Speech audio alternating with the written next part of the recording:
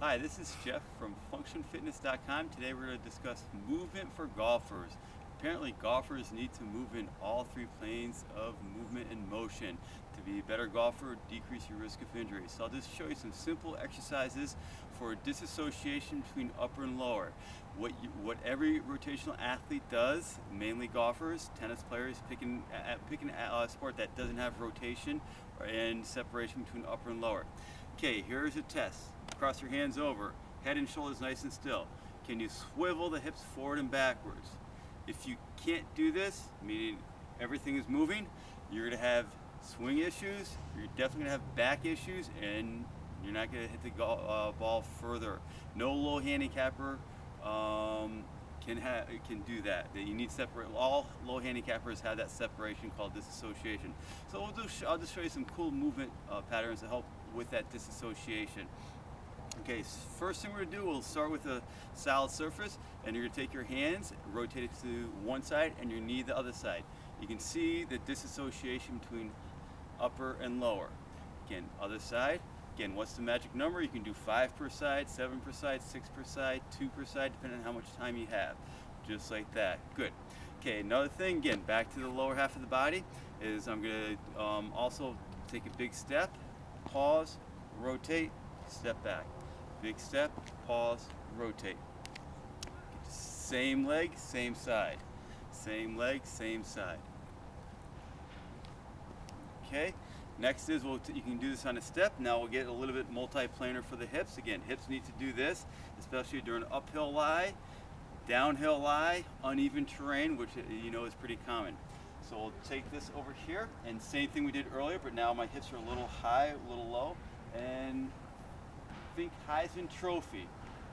Heisman Trophy. Just like that. Disassociation. Okay, we'll do the other side. Disassociation. Disassociation. 2, 1, and done.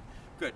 Okay, next is another simple one. Again, as you know, with all sports, especially golf, your lower half of the body has to turn a split second before your upper half of the body. Whether you're a shortstop or definitely a golfer, your 65% of your power comes from the ground up. If you can't separate these two, you're gonna have some issues. Okay, so here's what we'll do. Watch my lower half rotate faster than my upper half of the body. 2 feet here, 2 feet here, 2 feet here. You can see the lower half is turning first. Over here, just like this. And you can raise up the step as high as you want. And of course you have to do both sides. Whatever you do on one side, do on both sides. And to advance this, again, anyone that has ankles, knees issues, back issues, I probably wouldn't do this. That would be the modified version. But again, if you're pain-free, this is an advanced one. Again, watch this. Watch my hips rotate faster than my upper half. 2 feet facing here, and I want my feet facing the other way. So again, look what I'm doing. I'm coiling. Coiling, and I'm just gonna rotate, rotate. So that is an advanced version, but be careful if you get knee, hip, back issues. I wouldn't do that. Risk benefit outweighs it. Okay, another thing for disassociation is, again, I'm going to be standing here.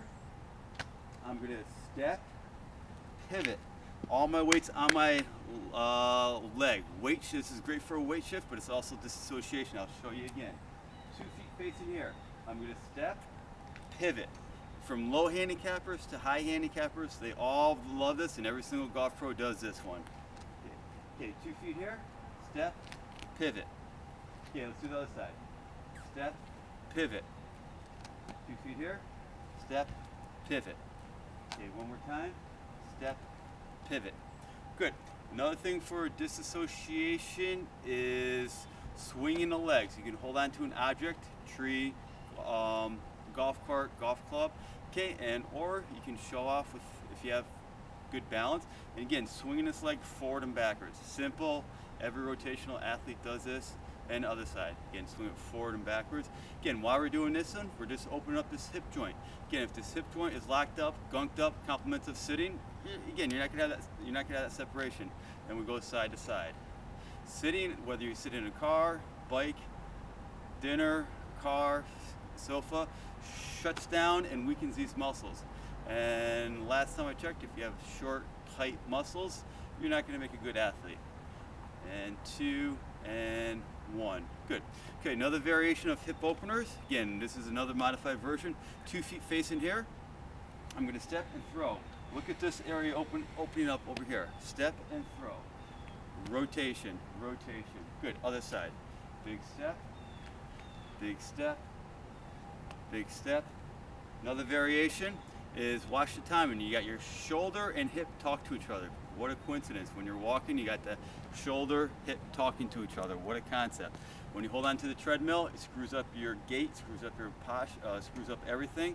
So apparently that's not good. So here's, watch this, timing exercises. I'm going to move my leg and arms at the same time. Just like this. Again, you'll look in the mirror, watch yourself do that. Some people will do this. They'll go up, down like that. There's no timing between their arms and legs. If you can't do this nice and smoothly, meaning you go like that and you can see the separation, that's an injury waiting to happen, and that's going to affect your performance. So again, nice, smooth, opposite hand, opposite hips. Okay, that's it for today. This is actually some simple mobility exercises. Again, you can see I didn't use any expensive equipment.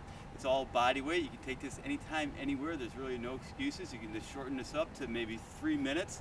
You invest 3 minutes of a pre-game warm-up. It'll make your body and game tremendously that much better. Until next time, I'll see ya.